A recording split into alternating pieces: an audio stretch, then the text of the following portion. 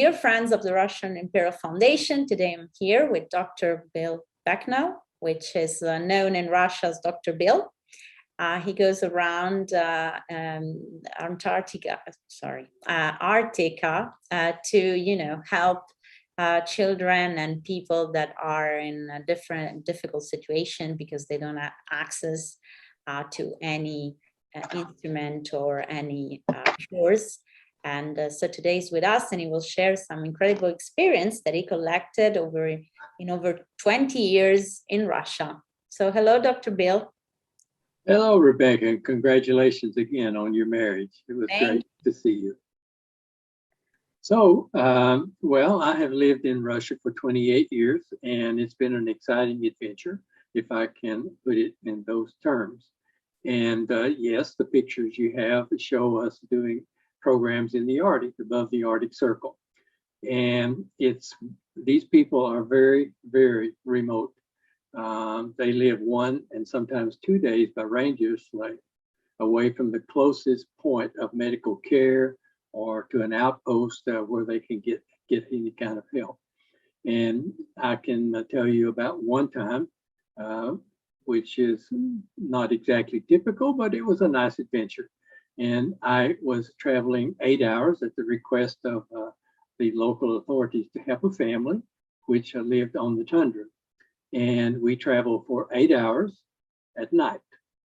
And my first question was, why do we travel at night? And the answer was so that the water is frozen more solid and we don't have to worry about, breaking through the ice and dying. And sure enough, on the way there was a signpost where someone had done this. But God protected us, and I was able to work with this family. For 3 days, I lived with them on the tundra. And for your viewers, I am a surgeon by trade and trained to family practice, and I have a Russian medical license here in Russia, and we have a registered medical clinic in Moscow. And so the things that we do, we always do with the invitation of the local authorities or the government, so that what we do is correct and not offensive to anyone. So that's kind of a typical thing for we work with the reindeer people who live on the tundra. And it's important to know we give more than just medical consultations to these people. For example, we now have a health kit that I designed, which is good for a family of 4 people. And this is the usual medicines that you and I take for granted. So if you get a headache, you go to the local apteka and you buy some ibuprofen or paracetamol, whatever. But for these people that we work with, they often live at least 1 day, maybe 2, by reindeer sleigh from the closest place where they can buy any kind of medicine. So it's not possible if they have a headache or backache or some infection in their finger and things. So we designed this for the families who live in remote areas to have something to help them after we leave. Another thing most people don't understand is we also fit people with eyeglasses. And as I look at you, you don't have eyeglasses, but you'll notice that I do. And medically speaking, we know that people who pass the age of 40 need to do one of 2 things. Either they need to grow a longer arm in order to be able to read, or they have to have reading glasses. And this has been a tremendous help for many of the people who live in remote places. And in our clinic in Moscow, we have several of these examples on the wall where the eyeglasses people had were just put together with screws and bolts and tapes and so forth in order to be able to see. So that's been also a tremendous ministry to be able to help somebody.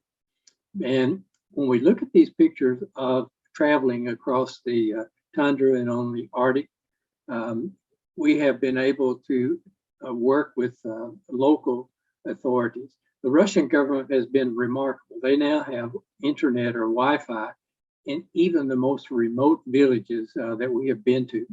So what does that mean? It means that we can do telemedicine from Moscow to these remote places with our Russian doctors. And we do that. So this has been a great development for us. Exactly. You work in a very profuse way, I have to say. I was impressed when you showed me all the information and the material. My question is, how does this foundation is run by, I mean, financing? Do you get finance from abroad? Do you get finance from Russia? Does the government help you also with some money? Well, first of all, the government doesn't help us with any money at all. However, in times past, we have been very grateful to help from the local authorities. They have provided transportation to these remote places with a helicopter, sometimes with vehicles and trucks. And that is a really great help to us to get to these people. As far as the finances go, I personally have never received a salary for 28 years.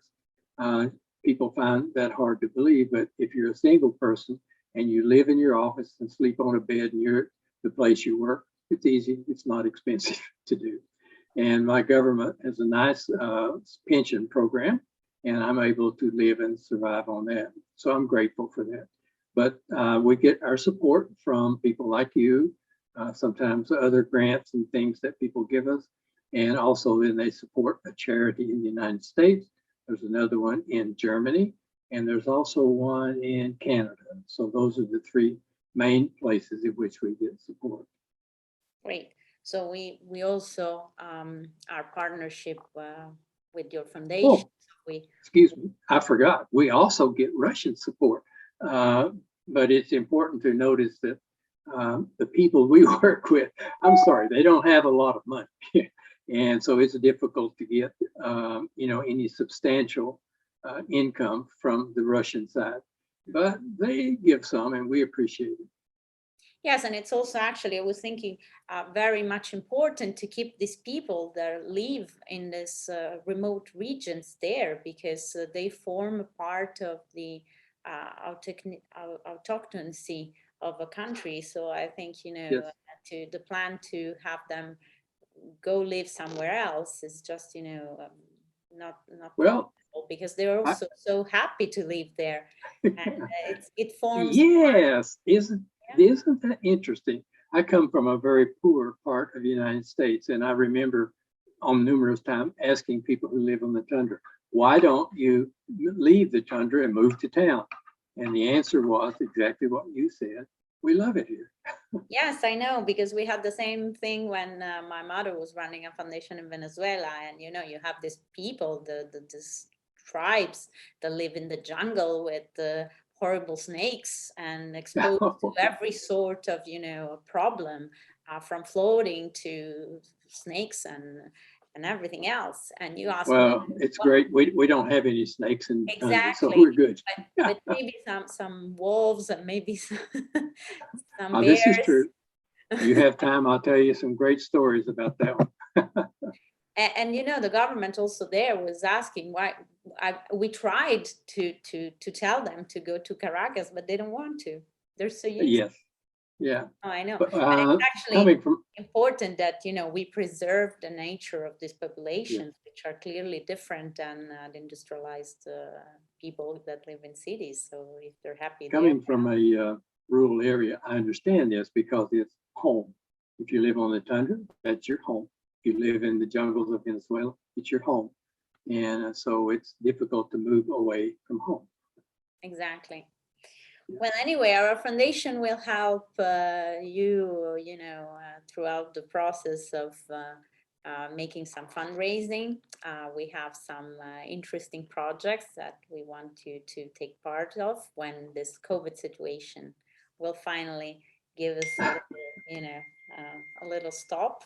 And Yep. we will certainly, help you raising funds in Europe, because we definitely think that this is worthwhile, and we really want to, explore Thank you. Thank you. this new opportunity with you. Um, so, Dr. Bill, anything else you want to share with us today?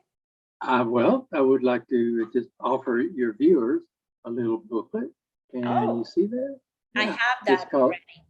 yeah, it's a wonderful little description of all the things that are taking place inside of Agape, inside of Russia. And as I shared with you at the beginning, before we started the recording, Agape is more than just going to the frozen tundra and helping remote people. We help remote people in places in Siberia, in the plains, and where they're nomadic. And I've traveled sometimes 6 and 8 hours across that vast country before I ever met a single human being and helped people in those places. So now we also have programs which are dealing with orphans and widows. And I shared one with you about the orphan that needed some help. So we have programs not only on the tundra, but ones that are dealing with widows and orphans and also the homeless. And my heart goes out for the homeless people in this country. It's cold, and some of the diseases we see on these people are just undescribable. Actually, I pulled a photo to show you, but it's so bad. I thought, these people are not medical. They won't like this. No, better not. But anyway, we know that the government has some programs for people that have not, a home. Yes. But sometimes it's also difficult for these people. Yes, and I should say we work with the city of Moscow in their homeless center as a partnership with them to do the medical work for them. So yes, it saves a lot of assets. We don't have to build anything to do it. We work in partnership with them. That's great. I like it. Well, so thank you very much, Dr. Bill. We will show some of the pictures on our website and social so that people can actually contribute to your foundation directly, because you also have an account in euro and in dollars, which helps a Yes. lot. And Yes. we are glad to be collaborating and partnering with you, and we hope to see you soon in person. Thank you very much. I'd be glad to see you again too.